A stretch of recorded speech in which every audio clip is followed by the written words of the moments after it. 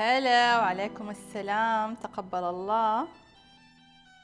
ورجع أبونا من التراويح وجهزنا الحلا، بس أول تعالوا أوريكم أنا كيف سويته. كيلو فراولة طازجة أو مفرزنة، أضفت عليها السكر وأضفتها على النار إلى ما تصبح مربى ويتقل قوامها. دحين حبدأ أجهز الكريمة. جبنة كريمية أضفت عليها كريمة خفق والسكر وقلبتهم مع بعض إلى ما يتقل قوامهم. جهزت الكريمة وجهزنا كمان المربى وتقل قوامها. حاخذ منها شوية أضيف عليها حليب عشان تكون تغميسة لليدي فنجر القاعدة. أما بالنسبة للحواف حنقص شوية من تحت عشان تقدر توقف. ودحين حنبدأ نجهز الطبقات، ليدي فنجر عليهم الكريمة وفوقهم المربى، وحنفضل نعيد في الطبقات إلى ما نوصل لآخر طبقة حتكون عبارة عن كريمة وعليها المربى، ونزينها بخطوط عشوائية.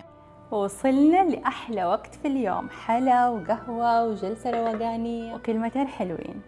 عشان تفضل حلو في نظر الناس لازم تتحمل كل اللي بيعملوه فيك.